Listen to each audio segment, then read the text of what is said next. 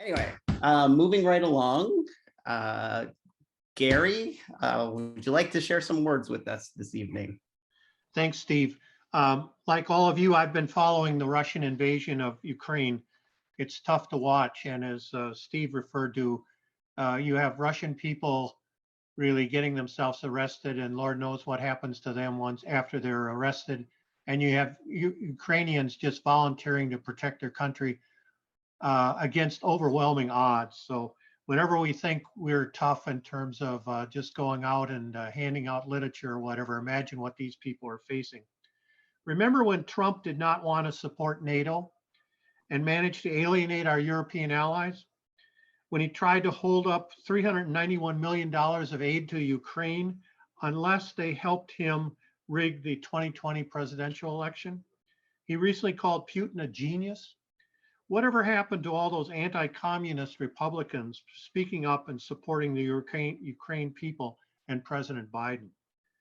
Diplomat Aaron David Miller, who spent 24 years in the State Department, had his own assessment of the president. He said, so far, Biden has done a masterful job of leading and maintaining both European unity, the European Union, and the NATO unity.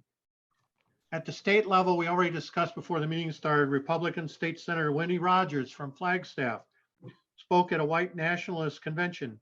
And when Governor Ducey was asked about Rogers, he said she was preferable to any Democrat. Ducey gave $500,000 to her campaign. And today, as we all know, the Arizona Senate censured her. At the legislature, Republicans playing chicken with the deadline to lift the spending cap for schools. The Senate last Monday approved a resolution to raise the spending cap. The House had already voted to raise the spending cap the previous week. Of the 14 House Republicans who voted no, included Travis Grantham of Gilbert, Jake Hoffman, and Jacqueline Parker, both representing Mesa. 6 Republican senators voted against the resolution, complaining the public schools continuously demand more money, even as the Republican-controlled legislature, they claim, has added billions since the Great Recession. The 6 Republicans were Sonny Borelli, David Gowan, Warren Peterson of Mesa, Wendy Rogers, Vince Leach, and Michelle Ugenta Rita. Republican Senator Mesnard of Chandler voted yes when he was assured that his attempts to undermine Proposition 208 would not be harmed if he voted yes. Republican Senator Vince Leach from Saddlebrook voted no, portraying public school advocates as ungrateful. All we get is we need more. Republican Senator Michelle Ugenta Rita from Scottsdale agreed with Leach and said funding is not the major issue. Instead, it is waning trust in a system, she said, that has traumatized students and parents with ever-changing COVID-19 restrictions that have closed schools, forced remote learning, and isolated students from their classmates. Here we are feeding the beast, she said. More money, more money, more money. In my opinion, capitulating to the educational terrorists who have held our kids hostage. I mentioned the legislators who voted no, particularly the local legislators, as we need to hold them accountable, as they will no doubt all claim to be supporters of education during their campaigning this fall. The day after the story ran in the Arizona Republic about the spending cap being lifted, there was also an article with the headline, 48% of vacancies filled by teachers without credentials. A survey of 143 school districts and charter schools by the Arizona School Personnel Administration reported about 31% of teacher vacancies across the state remain unfilled. Arizona continues to rank nationally at the bottom for teacher pay and spending per student. Combine this with large classroom sizes and general lack of respect, is it any wonder that Arizona has a serious public school education problem? Meanwhile, the annual Republican legislative attempt to expand school vouchers continues under the pretext to save students from failing schools, even though voters have said they do not want the voucher expanded. So you have a situation where Republicans for years have starved public schools for funding, proceed to denigrate them for all kinds of trumped up charges, teaching controversial subjects, mask requirements, etc., while promoting the subsidizing of private schools and not holding charter schools accountable. And finally, Matt Salmon, former Gilbert congressman who preceded Andy Biggs and is now a Republican candidate for governor, called the teachers union a scourge on our society. Well, first of all, I don't think we have a real teachers union. No. He sent out a press release in response to being asked what kind of relationship he would have with the Arizona Educational Association as Arizona's next governor. He said a confrontational one, a confrontational one. It's amazing to me that in spite of all this, we have dedicated teachers who continue under these circumstances to teach, and that any students want to continue their education to be credentialed teachers. Look, we have just 8 months to get ourselves organized and re-elect Kelly, elect a Democratic governor, a Secretary of State who we recall is critical to overseeing our election process, along with other state and county officials, and win a majority in the State House and Senate. This will not be easy, but I believe if voters understand what we as Democrats stand for and what Republicans have done, we should be successful in 2022. Thanks very much. I look forward to working with all of you in our new legislative District 13. Thank you, Gary. Yeah, I haven't heard this kind of rhetoric. I mean, we have, but it seems like the rhetoric has been worse than ever coming out of our state legislature. And you know, I committed to over 10 years ago to trying to change the legislature to get a majority, and we're still short. So that means we still need to work. So no matter what happens, I'll be still working, and I'll promise you that. So next, we have some amazing speakers coming up, and some people who I truly admire and respect, each one of them that was going to be speaking tonight. So Carol, would you like to do the introductions? Sure. Good evening. My name is Carol Moss. I'm the second vice chair of the district, and it's a bittersweet night. I'm going to take a moment of personal privilege to say that it's a bittersweet night for LD 17 as we finish up 10 years. I was the first person to chair LD 17 10 years ago, and I'm here tonight to close it out. And it's been a true privilege and an honor to work with all of you whenever you came into the district to aid us and to help us reach Democratic voters with our democratic values and make sure that we kept this district as competitive as we possibly could, and we will as we go forward. So I just want everybody to know that while we may be closing out this district, we are opening up a new opportunity in the next 10 years to do and build on what we've done in the past 10. So thank you all for the support. Thank you all for your dedication, and thank you all for persevering in a red state. It hasn't been easy, I know. So, all right, and tonight we have speakers here who are running for office and who are people who have been working hard on the front lines, whether they're an elected official or a candidate tonight going for another office they wish to be elected to. It's incredibly important to have these people standing up and being out there to make sure that we have somebody on the ballot to vote for, and then once they're in office, hopefully bring those democratic values to the forefront and wage that effort as much as possible. So tonight we're going to start off with Diego Rodriguez. Diego is a graduate of Notre Dame. He came to Arizona to get his law degree from the University of Arizona. He has worked as a defense attorney, a civil attorney, and as a prosecutor. And he was elected to the Arizona House in 2018 and re-elected in 2020 from LD 27. I'm not sure what his new district number is. It's hard to keep track of them, I'm sorry. And currently sits on the House committees for criminal justice reform, which is an important one for him, the Judiciary, and the Land and Agriculture Committee. He is running for the Arizona Attorney General. This is a competitive race, which will be determined in the primary. So just a couple of housekeeping for everybody. Most everybody is going to be muted during this time period. Monroe Copeland, wave Monroe, is our timekeeper.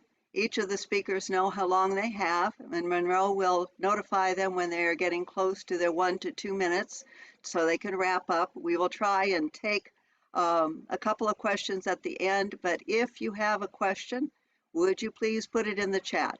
That way we will be able to consolidate questions and try and get at least a couple, 3 that are very important to our speakers. So with that, I'd like to introduce a friend of mine. I took him out canvassing when he was running for an office, and we had a good time that day. And so now, Diego Rodriguez, running for Arizona Attorney General. Diego, it's all yours.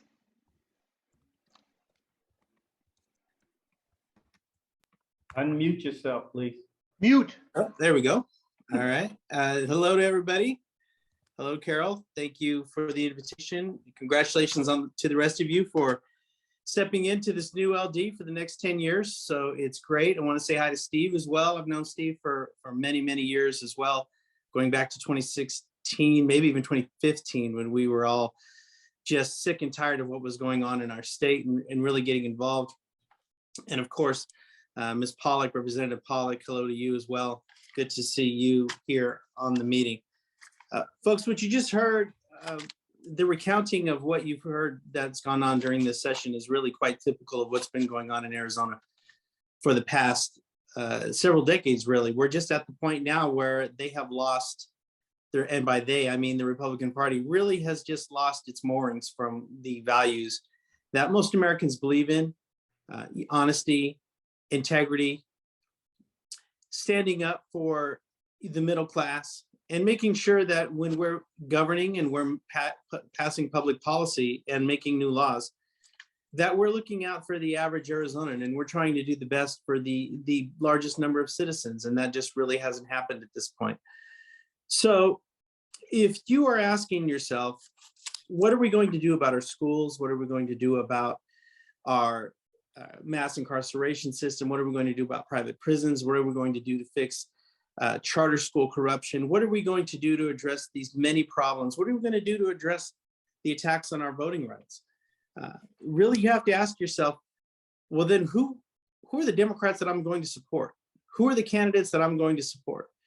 Because I'm running for Attorney General, folks, because for the past 3 years, when I've been in the state legislature, I saw just example after example of public policy that was driven by ideology instead of a concern for what was best for our state.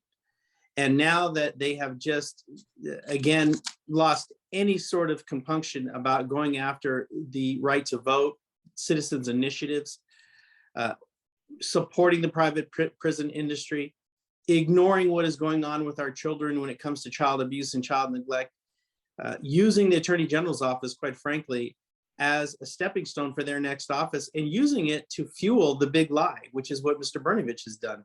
And Mr. Brnovich has also used it to file briefs in support of restrictions on the right to safe and legal abortion, and in support of other laws in other states that are designed to suppress the vote. So really what we're faced with now, ladies and gentlemen, is a choice. Are we going to step forward with new leadership? Because that's what we need in our party, folks. We need a new generation of leaders, and I particularly look to Ms. Pawlik because she and I are the same generation. But she's an example of new leaders who refuse to accept the status quo and who continue to work for what's best for the people of Arizona. I've been a prosecutor. I've sat across the table from victims. I've cross-examined defendants in homicide cases. I've worked complex civil cases. And I've also faced down with these Republicans on the floor of the state legislature and in committee, confronting them on their laws, their ideology, and calling out their lies and their misstatements. And so when I decided to run for Attorney General, I did so because I wanted our party to have the best qualified candidate to run for this office, because we need every statewide office that we can get a hold of. If we can't take the Secretary of State's office, we definitely need the Attorney General's office. If we can't win the governor's office, we still need the Attorney General's office, because at the end of the day, the Attorney General's office is going to be the party that steps up and represents the people of Arizona and has the ability to influence policy in the state legislature. I can tell you that a well-written opinion from the Attorney General can put a chilling effect on a lot of these bills that the Republicans are trying to pass to, for example, suppress our vote And we can really undermine the expansion of the private prison system here, which, by the way, every time you have another $1 million that is given to the private prison system here in Arizona, that's $1 million that isn't going to our roads, isn't going to our schools, and isn't going to our other infrastructure projects. We need an attorney general who has experience in these issues, who's been a practicing attorney, who can answer the attacks that the Republicans generally pose, generally come at us with. Oh, this Democrat is going to be soft on crime. This Democrat doesn't know what it's like to be out amongst the people. They're an elitist. They don't understand what it's like to struggle within the system. Well, folks, that argument is going to carry water with me. I'm the best qualified candidate on our side. And I would also tell you, I'm the best qualified candidate on both sides. I've been in the fight for the past, going all the way back to SB 17. And so if you're looking, oh, hello to Mr. Maine as well. I didn't mean to leave you out. But if you're looking at what we can do, you need to decide. Not all Democrats are created equal, folks. And we really need our best crop of candidates with the best experience and the best public policy ideas to move forward. Because the Republicans, as I said before, are going to try to use their same tropes. We don't like police. We coddle defendants. We don't care about victims. None of that is true. I have the record to confront that with the facts of what I've done in my career.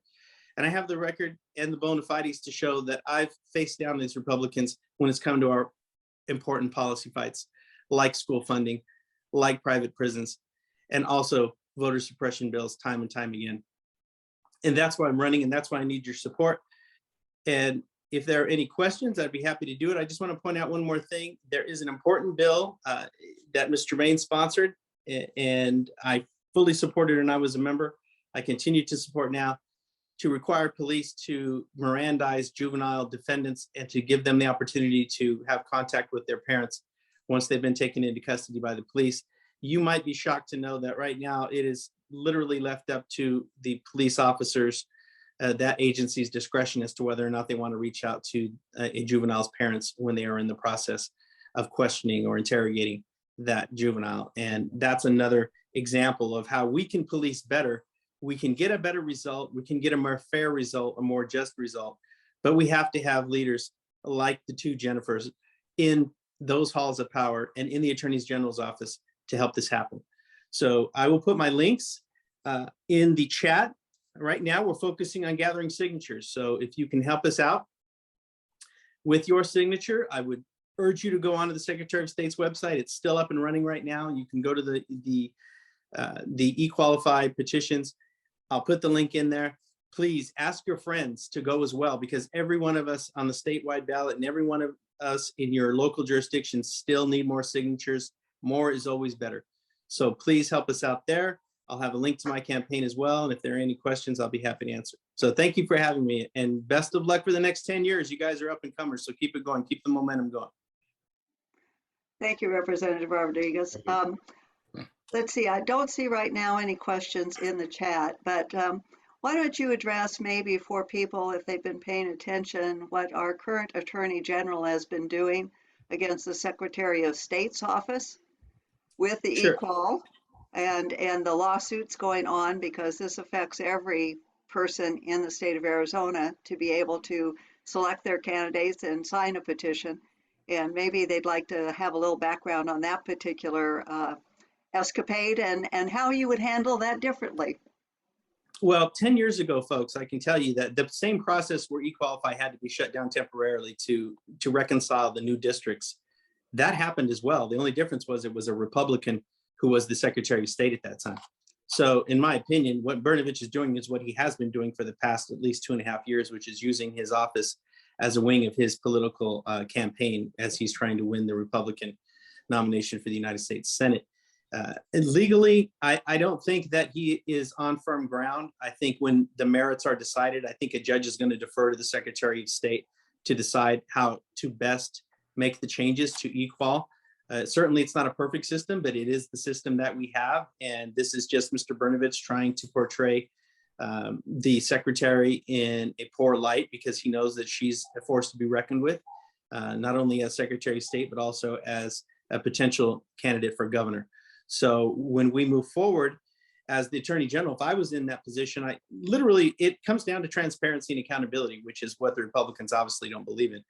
You sit and have a public discussion with the Secretary of State, and you ask her publicly to share with the voters of Arizona, tell us why this is necessary, tell us what steps you're going to take, tell us how you're going to monitor that the changes are made properly. There is no need for a lawsuit, folks. This is just a political grandstanding, and it is a waste of time and resources. But as we know, with the $5 million that the Republicans have wasted in support of the big lie, they don't really care about taking care of our tax dollars when it comes to either giveaways to private industry or supporting the big lie when it comes to our elections. And so again, it's imperative that we retake this office so we can rebuild folks' confidence and trust in the legal system and in the Attorney General's office, because the Attorney General's office at the end of the day needs to serve the people of Arizona and not any one political ideology. Okay. Anyone have another question for Representative Rodriguez? If not, then I will let him get to putting the important information into the chat so we know how to support him. And if you have a PDF of your petition, would you send it to me so that in case we need to do paper, I've got something? I will do that. I will do that directly. I have one sitting on my computer right now. Okay, perfect. Thank you very much. And Carol, just one last thing. I want to congratulate you for the great work that you've always done on behalf of the people of Arizona and the folks there. It's always been a pleasure dealing with you. And I'm excited to see what you folks are getting ready to unleash out there. It's on. It's on and it's on. It's up to us. We have to push back. So I hope I can earn your folks' support, and whatever I can do to help you folks out there, please just let me know. Thank you. Thank you, Representative Rodriguez, and best of luck. Thank you. Thank you. All right. Our next speaker that we're going to have, and I'm going to just double check. I know that Senator Quezada was running from a board meeting at his school board. And so I don't think he's on. So I'm going to look to our Representative Pawlik, okay, to step up a little bit in her time frame. I think everybody knows Jennifer Pawlik, who is currently our House Representative from LD 17. She won her seat in 2018, re-elected in 2020, and will be running as LD 13 House Representative in LD 13 in this fall's election. You know, Jennifer brings a wealth of background in education, and she is the ranking member on the Education Committee in the House. And we are grateful and proud as all get out to have her there, because she's been doing a marvelous job for what she can do in that place.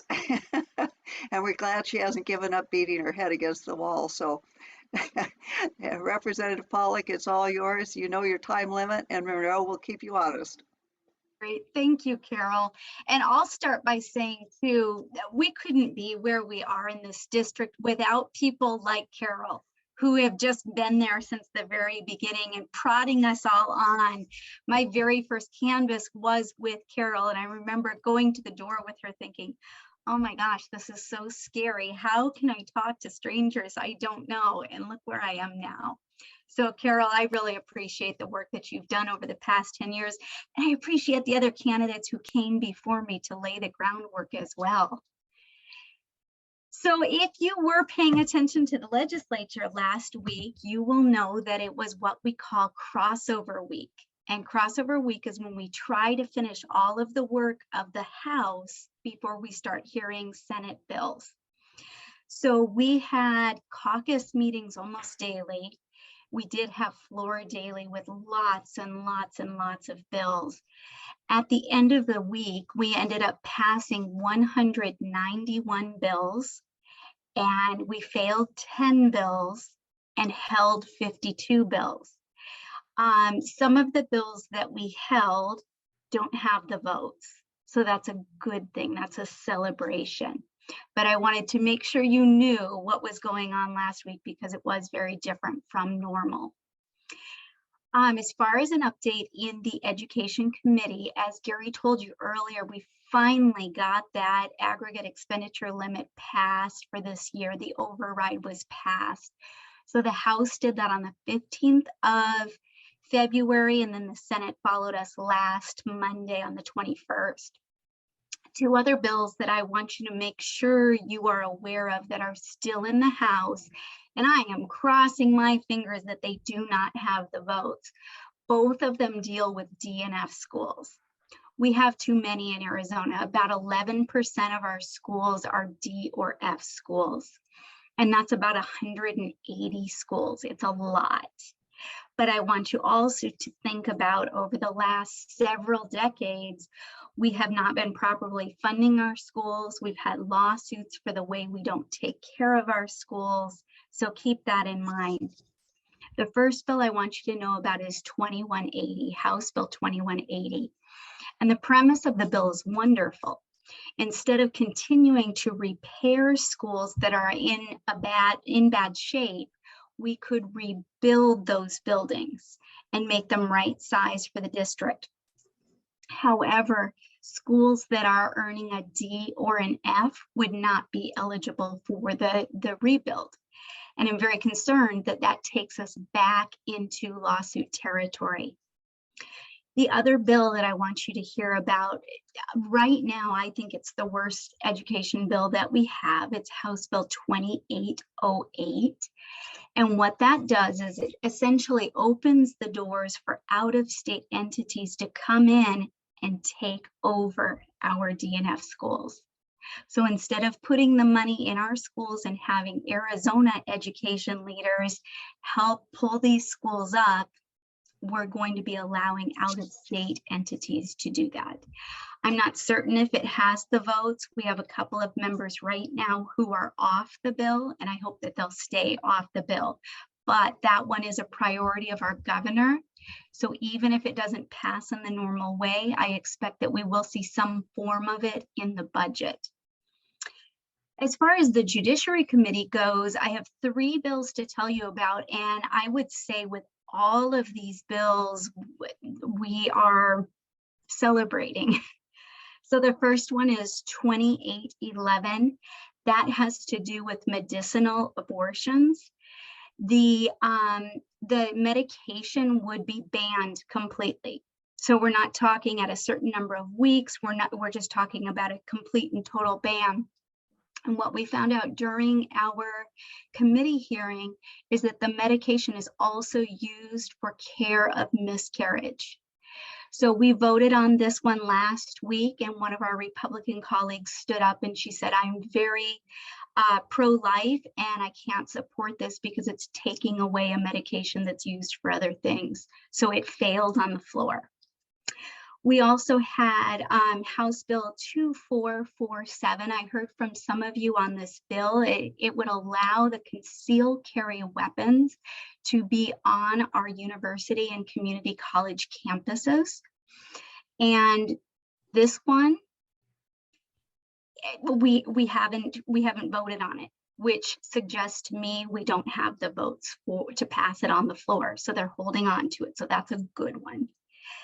The other one that's really interesting is 2413. And again, all of these are House bills.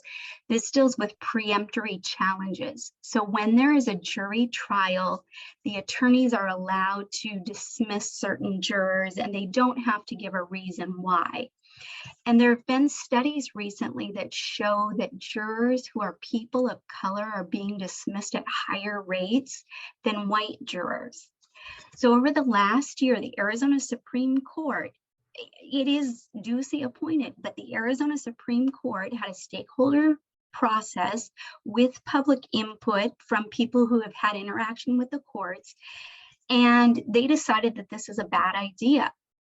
So they passed a rule saying that they would not do this in Arizona anymore.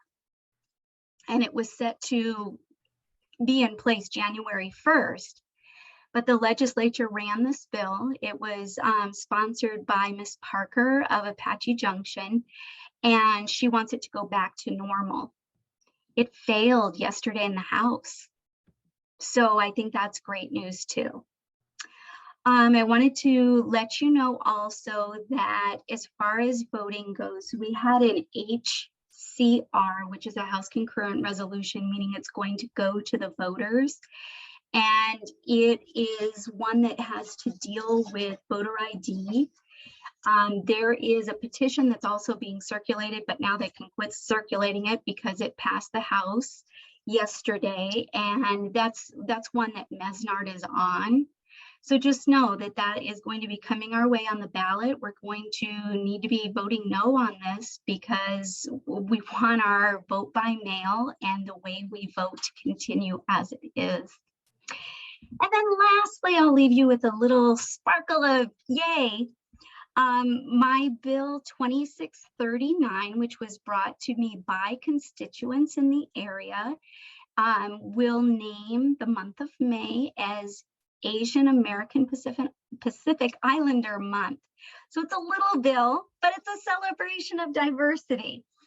It has to pass the Senate before it becomes law, but at least we're halfway there. So that's very exciting. And then before I am done, we'll quickly switch to the campaign. We are doing very well. We're out there every single weekend talking to lots and lots of neighbors, and really the reception at doors has been positive.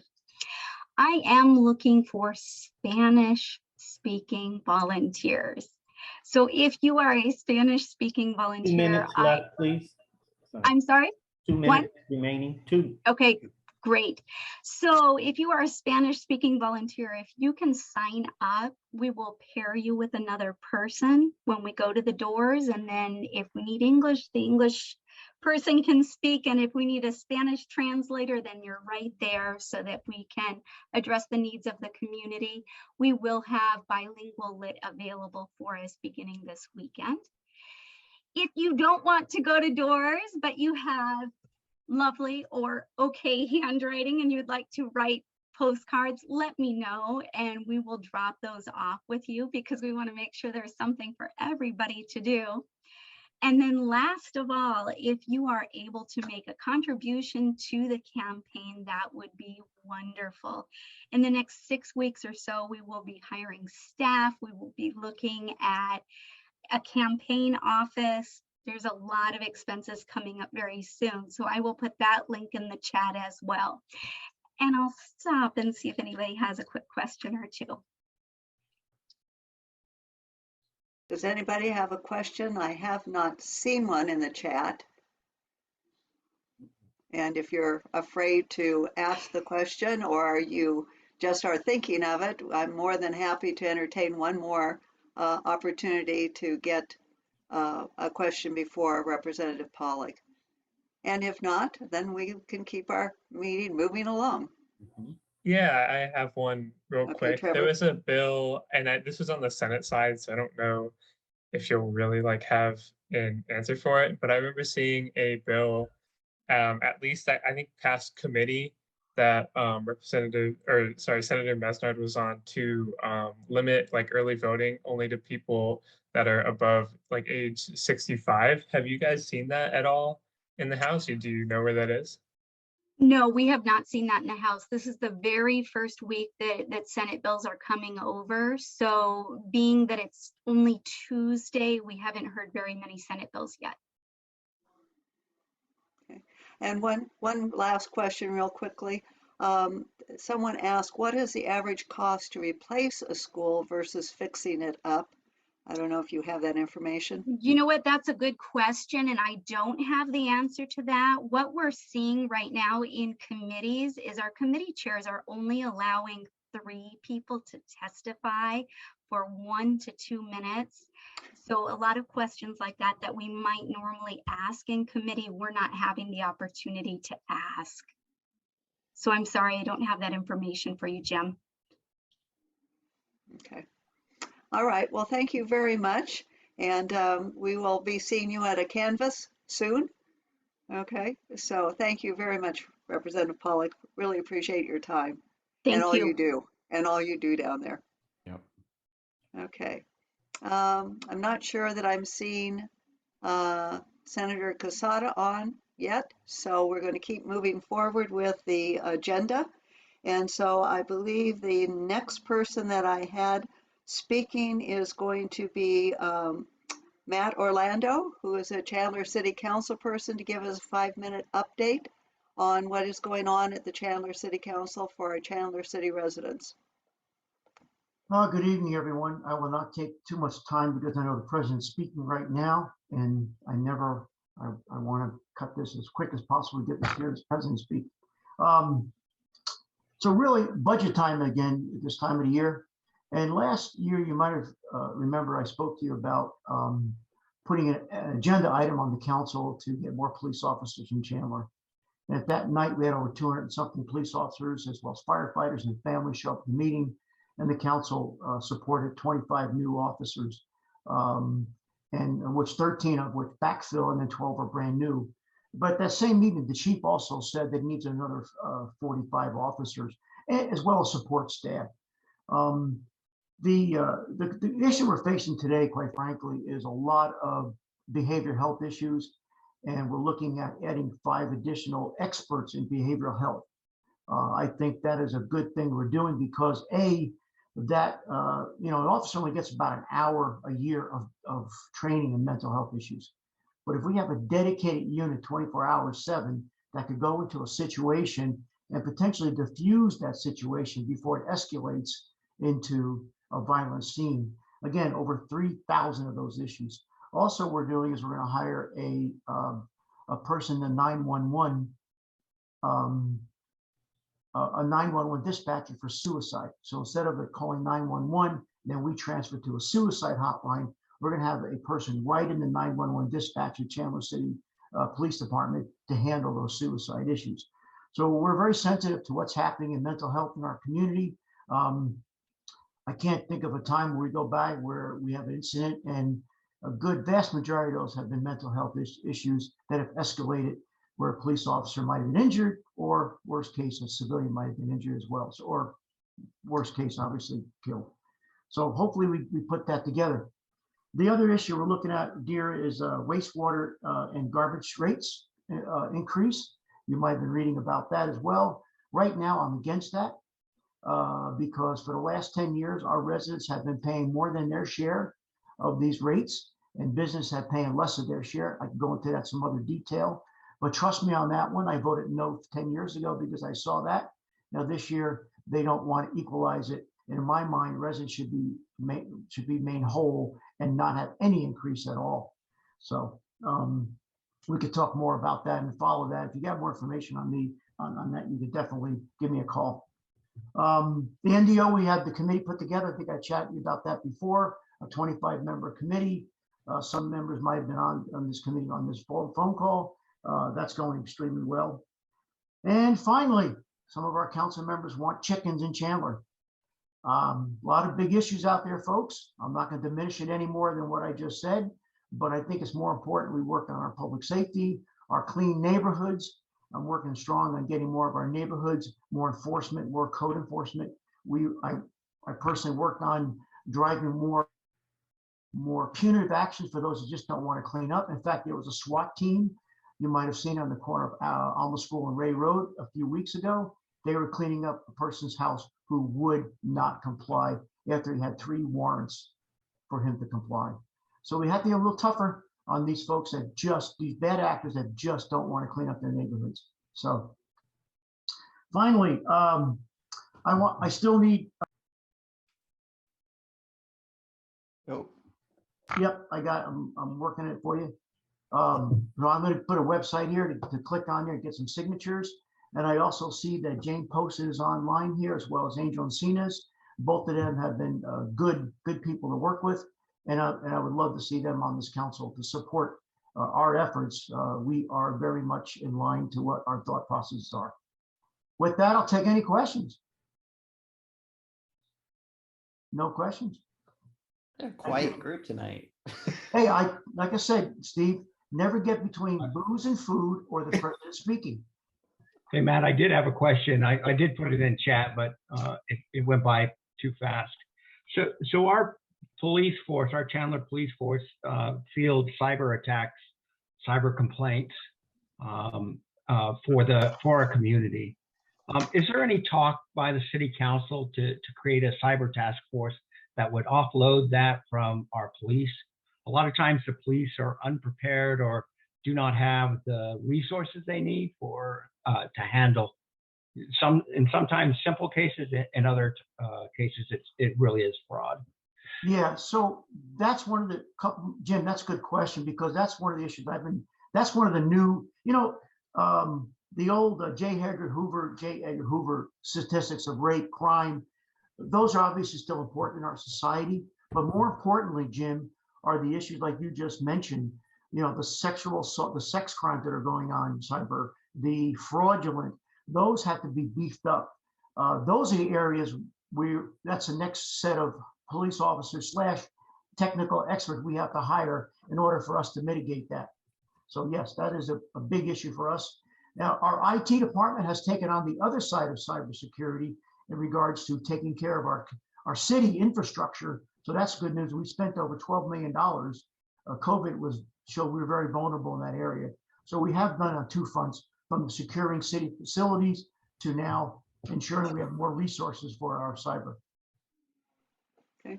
And Matt, one other question I'm going to ask, it's in the chat because I know this is something very important to a lot of people.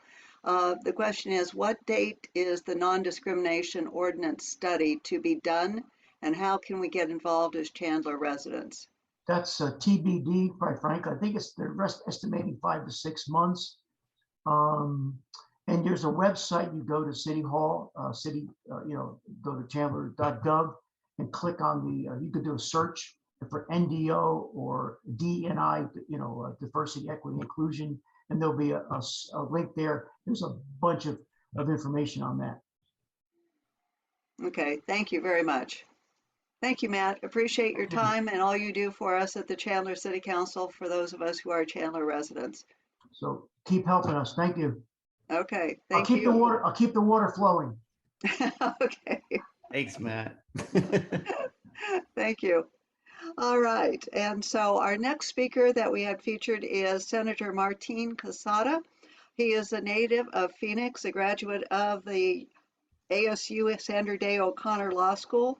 He has served a judicial clerkship before he opened his own law firm with experience in criminal defense, domestic relations, election law, civil litigation, and has taught at ASU, the business organization, and family law there. He serves as the vice president of the Pendergast Elementary School Board, which is where he was coming from tonight, which detained him a little bit to get here. And then he has served in both the Arizona House and is currently in the Arizona Senate for LD 29.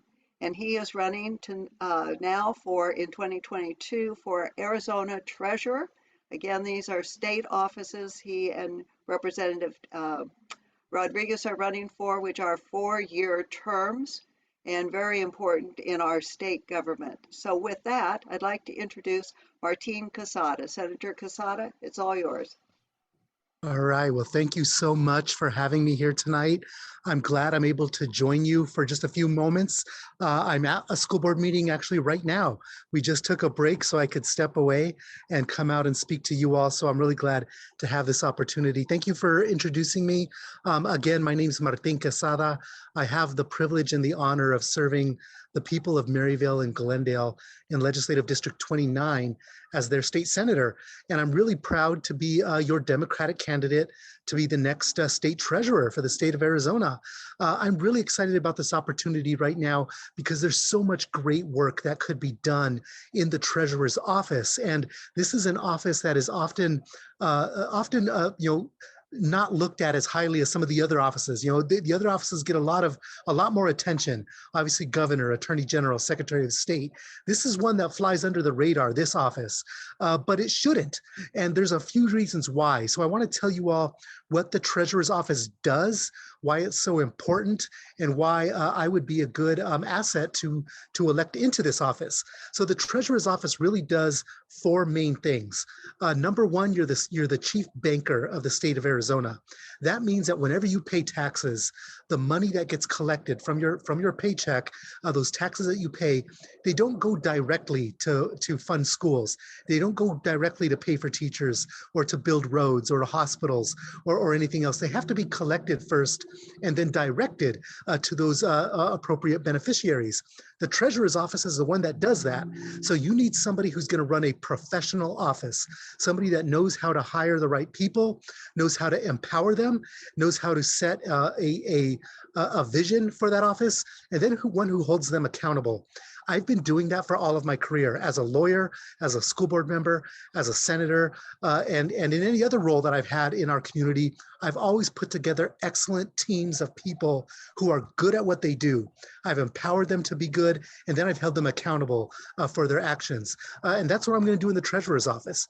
The second role that the treasurer does is they are the chief investment officer of the state of Arizona. So that is huge. That means that the treasurer gets to invest over $55 billion of state taxpayer money, and you're solely responsible for that investment. So creating a good investment portfolio that's not just looking at the next calendar year, that's not just looking at the next election cycle, but looking at the long term, setting us up for success, not only a year from now, but 5 years from now, 10 years from now, 20 years from now. Having that long-term vision and that long-term investment portfolio is really important. And I can tell you that treasurers, the last couple of treasurers we had, have not been doing that. They've only been looking at the next year ahead and the next campaign cycle. And unfortunately, that sets us up to not be able to weather the economic ups and downs that our economy is going to take. There's always going to be downturns in the economy. And you need a treasurer who's going to set an investment portfolio that prepares us for that, so that we don't have to dip into other funds to pay for the values and the services that the people of Arizona need. And that's what a long-term vision will do. A long-term portfolio will do. When you are thinking long-term, you can weather things like the COVID-19 pandemic.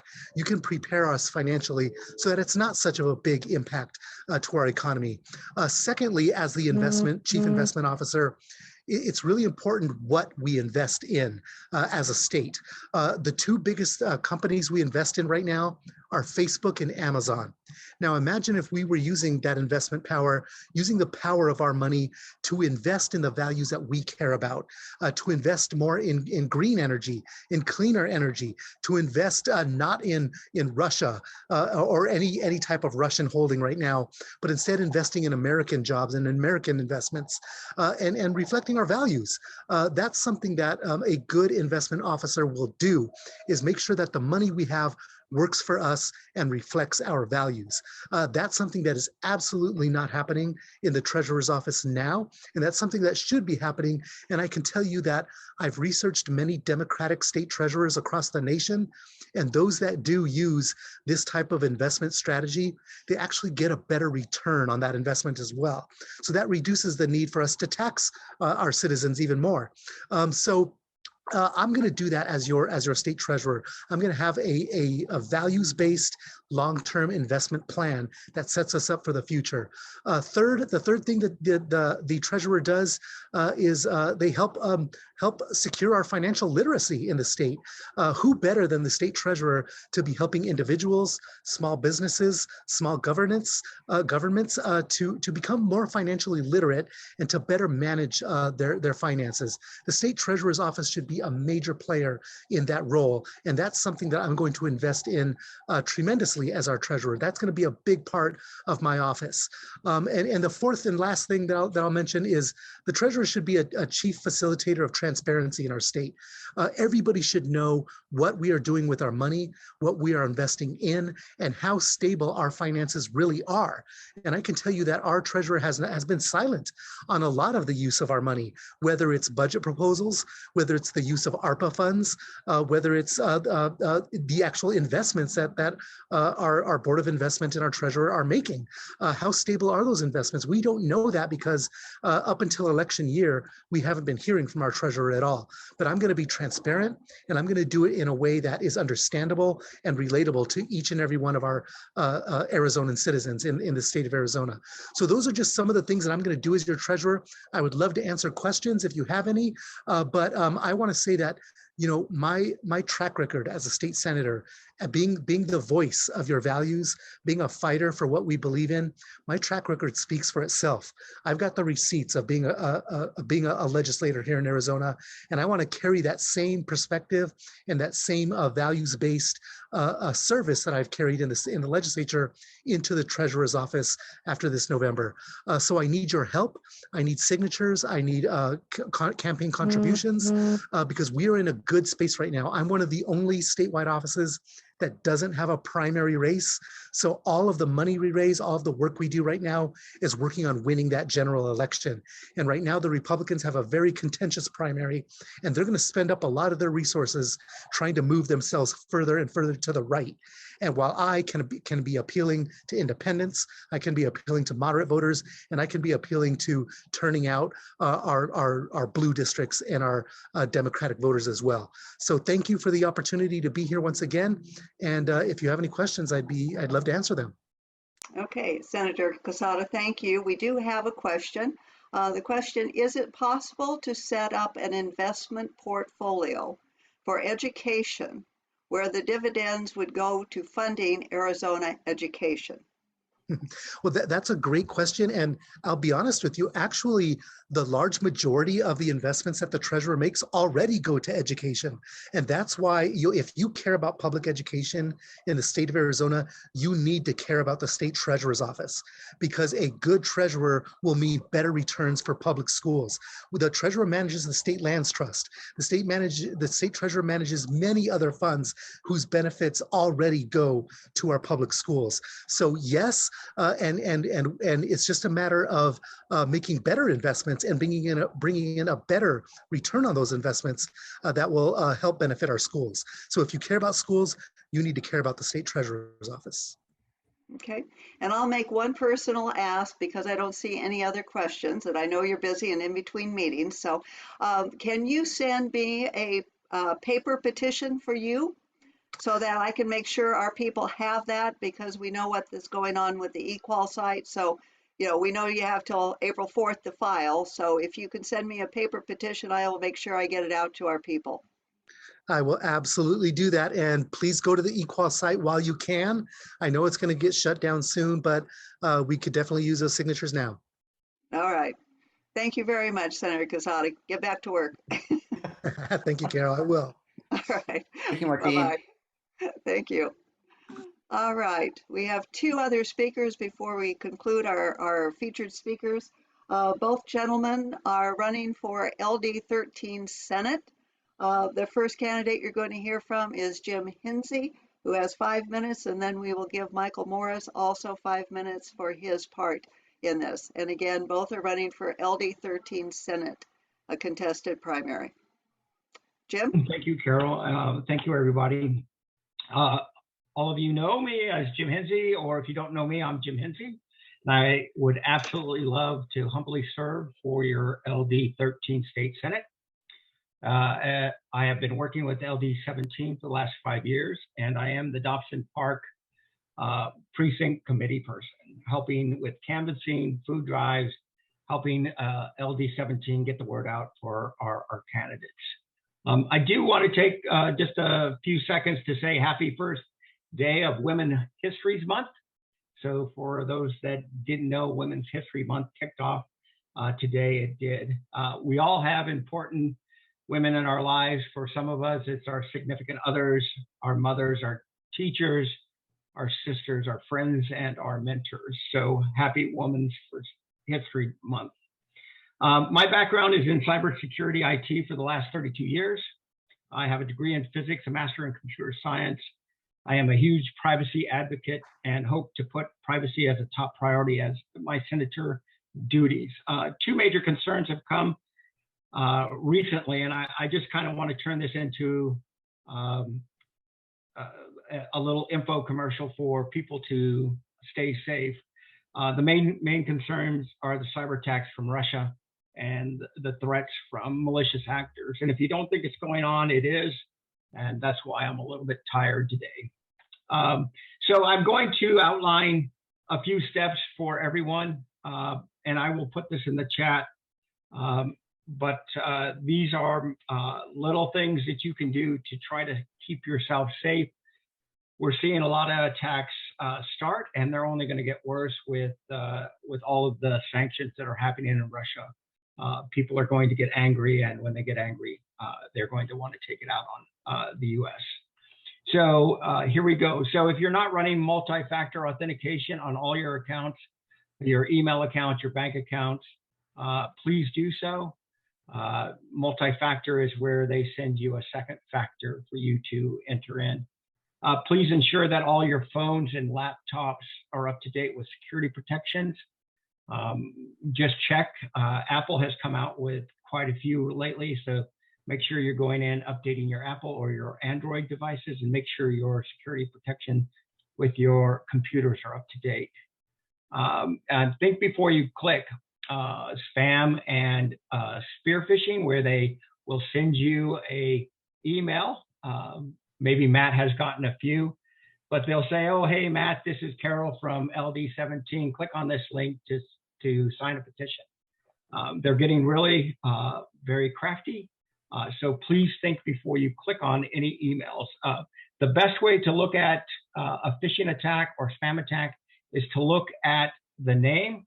And if it says Carol Moss or Jim Hinsey, go look at the actual address. If it's some address you don't understand from an email perspective, then more than likely you're being attacked. Please use strong passwords, or what I like to say is use strong passphrases. A passphrase is a little sentence like "Blue, blue, Arizona loves you." So that's a good password. Or something like Mario Brothers racing cars, and then 321 pound. But try to use really strong passphrases when you use passwords. Yeah, 1 minute remaining, please. Okay, back up your important data. And if you're at Starbucks, make sure you're using a VPN for your communication. Please stock up on emergency supplies. Water for sure. With the supplies of oil, with the supply of oil being cut off from Russia, the world oil prices are starting to rise, and domestic products are going to be affected by that. Shipping will be increased. So make sure you supply up on supplies. I volunteered for the Boy Scouts for about 10 years, and I'm going to borrow one of their core values, and that's be prepared. Please just look over what you have in your house. If there's things that you need for the next 30 days, be prepared, go out and get them. As you know, it is imperative that Democrats take the leadership in Arizona, and we do need to turn that the Arizona state and the Arizona Congress blue. So I will take a few questions if there's questions, but please be safe and please be prepared. Okay, thanks, Jim. I am not seeing any direct questions for you. Well, let's see. There is a question. Do you have a website where we can see your policy positions? Yeah, I'm having a little trouble with GoDaddy, so it should be up this week. Do you have an idea what the website is? Yeah, it's Vote Jim Today. Okay. Let me put that in the thing. If you haven't signed the petition, please go out and sign my petition, and then I'll get paper submissions to those that have asked. Okay, and I did get your email, Jim, about the date, so it's questionable whether it's the 5th or the 12th of March that site may go down. Let me just paste this in for you guys. All right, we're going to move along because we're getting very close to our time limit here for speakers. Our next speaker is Michael Morris, who is also running for the Senate seat from LD17. So Michael, you have 5 minutes, and anyone has a question, please put it in the chat for Michael. Go ahead. Thank you. Hi, everyone. My name is Michael Morris. I think you've seen me before. I was at the last meeting, but I'm running for state senator for LD13. I'm going to go ahead and post my nominating information. I'm pretty sure I've posted it already, but as far as my core values, the reason why I'm running, I'm just a regular guy. This is my first time running for a political position, and I'm just fed up. I mean, I think that Democrats need to come forward and make a difference and run for public office and try to do some good. Healthcare reform, you know, that's one of my big deals. Voting rights is gigantic. All these insane laws, they're trying to take away mail-in voting. I'm going to fight to keep our voting rights squared away and not messed with. Education, of course, is huge. That's great that Jennifer was able to get them to raise the cap, but I'm always going to fight for education. Education is the future. Our children are our future, and being last in the country is just disgraceful. So I would appreciate all the support I could get. If you don't nominate me, by all means, nominate Jim. We just need to get a Democrat in there to try to do some good. Does anybody have any questions for me? I'll be short and sweet because I know we're almost out of time. You have Yes, 3 minutes. there is one question in the chat. The question is, do you support a woman's right to choose? Yes, I do. I am definitely in support of that. Okay. And then another question came in. Can you explain what preserving our personal rights means? Right, that's a big umbrella. On your literature, that's where. Yes, that is what's one of the things I've said. So that's kind of encompasses a lot of things. Specifically, what I was talking about mainly was the systemic racism in pretty much in our society. One of the biggest areas, of course, everybody has seen the video of George Floyd getting killed needlessly. So the racial profiling, that's a huge thing for me. As you know, I was a policeman myself. I've been on the other side of the equation, and good training where police officers can rely on their training, good recruiting where you're not recruiting people that are going to have these tendencies, dealing with it in a way that is going to impact that. As a legislator, that's what I'm going to do. I'm going to advocate for those kind of things. So that's what I was talking about mainly in that protecting personal rights. Okay, I'm going to let you, because we are running close to time, I'm going to let you answer. There's 2 more questions in the chat. Okay, that we haven't addressed. If you are going to stay on, would you please respond to these 2 questioners with your answers? And that would be greatly appreciated. So sure. You want me to answer in the chat then? Is that what you're saying? You can answer directly to those people, or you can answer to everyone, since I believe sure. the questions I'm happy to answer answered. those.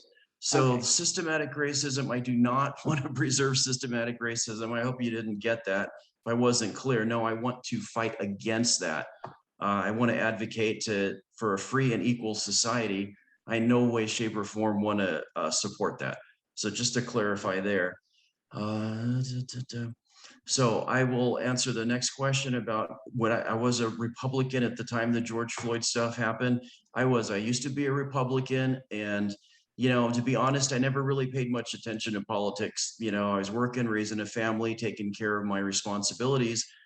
The siege on the Capitol really woke me up. I couldn't believe my eyes. I thought I was watching a movie, that they trample all over this sacred thing. And then, of course, I saw the George Floyd thing.